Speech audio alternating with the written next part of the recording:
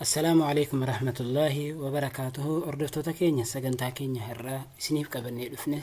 أمس ولتدي بنجرّا سجنتا كينيا كوجه هرّاتين كانوا تقلالو وشيبيدي مايكروسوفت ووردي الرد شيبي حالك من قال شوران دينيا أكسمس إديت قل شوران دينيا سجل ولين إلى الله يوتيوبي كينيا جلان لا يقولاتي نهر دفع سنين جنة أما كالتيران gara hojjetti seenna egaan shape hojjechuudhaaf Microsoft Word irratti jalqaba insert irratti dhuftanii cuqaastu yeroo tokko insert irratti haala kanaan erga cuqaastanii booda bakka kana gad dhufuudhaan shape bakka jedhu kan irratti yeroo tokko gadi tuqattu eega tuqattanii shapeewwan gosa baay'eetu jiru recently used shapes lines shapeewwan sarara qabu rectangle rogaafre akkasuma basic shapeewwan gosa garaagaraa block arrow qiyya garagaraa kan of keessaa qabu akkasumas equation shape warroota kana jechuudha flow chart fi akkasumas start and banners kan jedhu ni jira jechuudha warroota kun hundi isaanii shape jedhamanii shapes jedhamanii waamamu Microsoft Office irratti kanaaf mee shape tokko draw godhee isinitti agarsiisa asirraa shapeewwan hunda barbaadan keessaa asirratti tokkorratti tuqattaniiti bakka kana dhuftanii bakka irratti kaasuu barbaadan maawuzii keessan left click isaa gadi qabdaniiti asirratti akkasitti harkistuu jechuudha qubasa right clickiitiin gadi qabdanii akkasitti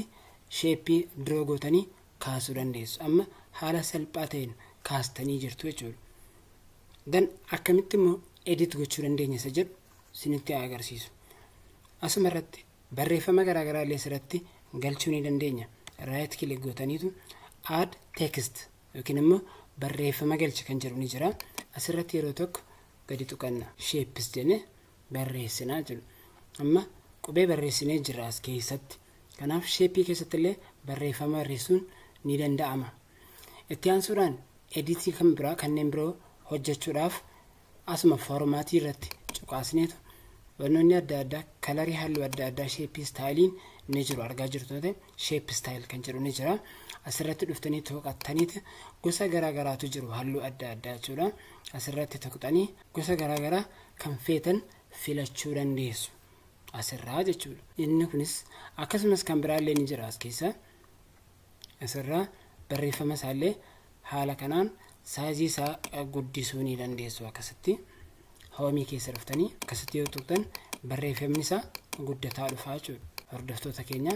bifa salphaa ta'een kalarii barreeffama isaallee jijjiiruu ni dandeessu haala salphaa ta'een asirratti akkasitti tuqattanii gosa barreeffama isaallee shape isaasan keessa jiran akkasitti haala salphaa ta'een jijjiiruu ni dandeessu asirraa laayinii isaarrallee halluu kalarii biraa gochuu yoo barbaadan asirraa akkasitti jijjiiruu dandeessu jechuudha shape bifa kanaan hojjechuu dandeenya jechuudha dan akkasumas edit gochuu illee ni dandeessu asumarraan gosa shape kan biraa irratti jijjiiruu barbaadan illee kallattiidhaan diizaayinii keessa dhuftu shape kana irratti erga gadi tuqattanii booda formaat bakka jedhu kana keessa erga dhuftanii shapeewwan gosa garaagaraa irratti kallattiidhaan jijjiiruu yoo feetan change shape kan edit gochuu yoo barbaadan jechuudha yookiin shape biraatti kallattiidhumaan qayyaruu yoo barbaadan bakka kana dhuftu bakka kan edit shape kan jedhu ni jira jechuudha isee kan xiyya daarii irra jirtu kana irratti yeroo tokko akkasitti gadi tuqattu ergasii change shape kan jedhu ni jira jechuudha sir change shape kan gara shape feetanitti jijjiiruu dandeessu fakkeenyaaf isa kana irratti jijjiira cube shape irratti egaan hordoftoota keenya haala kanaan gara shape kanaatti kallattiidhaan bifa salphaa ta'een jijjiiruu ni dandeessu gidduu isaa kanallee xarzii yookiin immoo daarii isaadha sarara halluu biraa gochuullee ni dandeessu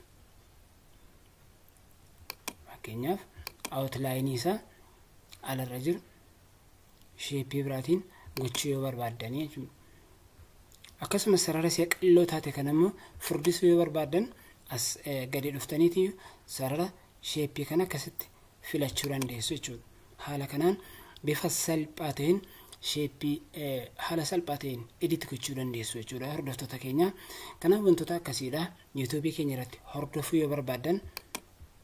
karaa YouTube keenyaadha sirriitti nu hordofaa isiniin jenna. YouTube Gurmee ICT subscribe like share godhaati nu waliin ta'aa isiniin jenna. Asirratti illee positionii adda addaa kaawuu yoo barbaadan asirratti tuqattaniitu positionii gosa barbaadanidha. Barreeffamni jalaan gore sheepicha akka irra gore yoo barbaadan inline shape jettu position jettanii kaawuu dandeessu asirratti jechuudha. Barreeffamni sheepiin irra keessa gore jechuudha. Inni kun immoo positionii gubbaarraan fuuldura sheepiin taa'ee barreeffamni bukkeerraan yookiin immoo square. Inni kun gidduu isaarra sheepiin seenee positionii illee haala kanaan bifa salphaa ta'een kaa'uu ni dandeessu jechuudha. Akkaataa kanaan hordoftoota keenya sagantaa keenya har'aatiin barnoota guddaa akka argattan abdii guddaa isinirraa qabna. Isinis barnoota akkasii hedduu kan biraallee hordofuu yoo barbaadan YouTube keenya subscribe like share godhaa isiniin jenna. Sagantaa keenya guyyaa har'aatiin kanuma fakkaata xumurree jirra. Haga sagantaa taanutti assalaamu alaykum wa rahmatullahi wa barakaatuh.